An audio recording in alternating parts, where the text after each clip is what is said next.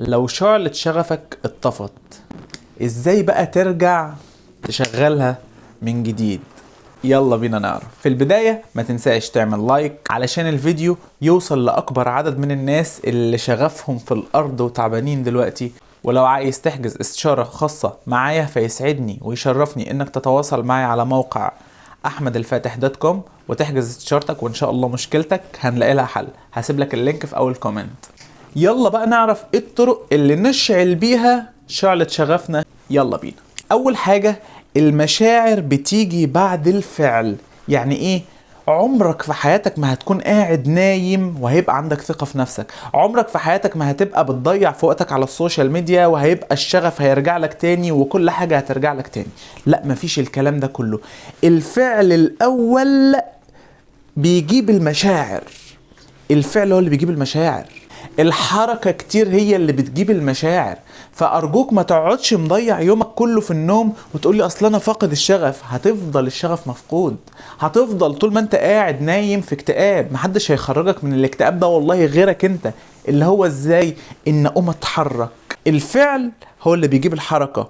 الفعل هو اللي بيرجع الشغف ولو حاجة بسيطة تعملها في يومك. لو انت خلاص شغفك رايح خالص والدنيا معاك ما انتش طايق تعمل اي حاجة، اتحرك ولو خطوات بسيطة جدا جدا جدا. لان الخطوات البسيطة دي هي اللي هتجيب المشاعر، هي اللي هتجيب الثقة، هي اللي هتجيب رجوع الشغف، هي اللي هتجيب كل حاجة. فما تستسلمش، لان المشاعر الحلوة والثقة ورجوع الشغف تاني ما بيجوش الا بعد الفعل، مش هيجوا ابدا لوحدهم. رقم 2، اسأل نفسك هو انا بدأت الحاجة دي ليه؟ انا عارف انك خلاص شغفك رايح تماما تماما، بس اسأل نفسك السؤال ده. هو انا بدأت في المذاكرة ليه؟ الشغل انا بدأت فيه ليه؟ شوف هدفك من البداية. ايام لما كان شعلة الشغف عندك عالية كان الهدف ايه؟ واسأل نفسك السؤال ده. طب انا ايه اللي خلى الشغف يروح وايه اللي معطلني؟ واقعد اسأل. فلما حضرتك هتسأل ايه اللي هيحصل؟ هتظهر الاجابات، هتعرف الحل. ولما تسأل نفسك وتعرف انا بدأت عشان كذا وبدأت عشان كذا وبدأت عشان كذا، بعد كده الشغف هتلاقيه بيرجع لك واحدة واحدة، مش هيجي في يوم وليلة. رقم 3، عايزك تشوف بدايات الناس اللي نجحت في حياتها. كانت البدايات بتاعتهم عاملة ازاي ودلوقتي بقوا عاملين ازاي. يعني بص كده معايا للصورة دي. ده تامر حسني وهو صغير، شوف دلوقتي وهو كبير عامل ازاي. تحس ان هو بني ادم تاني. شوف بدايته كانت عاملة ازاي. كان هل يتوقع في يوم من الايام ان هو هيبقى تامر حسني اللي هو عليه دلوقتي؟ اكيد لا. فانا عايزك تشوف القصص دي وتشوف بدايته كانت عامله ازاي. كان فقير وكلحان ودلوقتي بقى عامل ازاي. قيس بقى على كده اي شخص. مارك زكربيرج اللي اخترع الفيسبوك اللي انت بتشوفني من خلاله دلوقتي، شوف بدايته كانت عامله ازاي. شاب عادي جدا جدا لدلوقتي مين؟ من اغنى اغنياء العالم.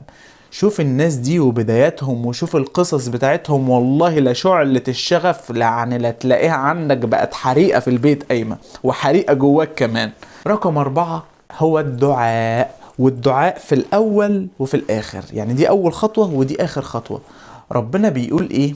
إنه هو يبدأ ويعيد. يعني ربنا هو اللي بدأ عندك الشغف وهو اللي قادر إنه يرجعه لك، صح؟ فادعي ربنا، قول له يا رب انت شايف اللي انا فيه، انت عالم باللي انا فيه يا رب. يا رب رجع لي الشغف ده من تاني عشان اقدر اعيش تاني من جديد. وآية تانية ربنا بيقول قل من يحيي العظام وهي رميم قل يحييها الذي أنشأها أول مرة.